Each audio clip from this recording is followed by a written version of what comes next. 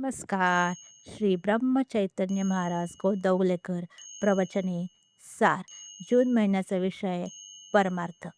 13 जून. प्रपंच हे परमार्थ प्राप्तीचे साधन आहे. प्रत्येक मनुष्याला आनंद किंवा समाधान हवे आहे आणि त्यासाठीच त्याची सारी खटपट चालू आहे. जगात जे आहे ते सर्व चांगले आहे. परमार्थ साधण्यासाठी किंवा परमार्थाच्या प्राप्तीसाठी प्रपंच हे साधन आहे. नुसत्या प्रपंचामध्ये सुख नाही. प्रपंच हा इथून तिथून सगळा सारखाच आहे. प्रपंचाचा धर्म जो उणेपणा, अपुरेपणा किंवा तात्पुरतेपणा तो कधीही आणि कुठेही बदलत नाही. म्हणून जे आपल्यापाशी नाही ते ज्याच्यापाशी आहे त्याच्या प्रपंचाला पाहून आपण भुलून जातो. हे असे होऊ नये, आहे त्यातच समाधान मानावे. परमार्थाची जाणीव जेवढी दुःखात होते तेवढी ती सुखात असताना होत नाही. ते सुख पण मग शेवटी दुःखातच लोटते.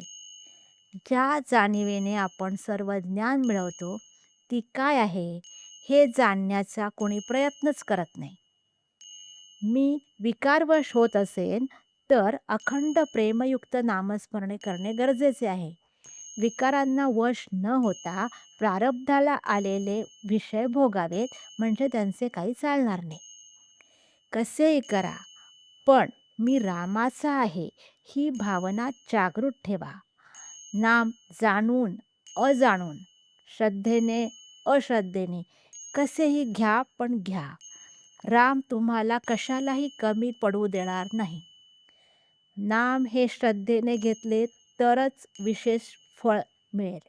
म्हणून अखंड नामात राहून आनंदाने सुखाने प्रपंच करा पण त्यामध्ये भगवंताचे अनुसंधान ठेवा. काही बोलायचे असल्यास, सांगायचे असल्यास, मन मोकळे करायचे असल्यास, शेअर करायचे असल्यास कमेंट करा. धन्यवाद.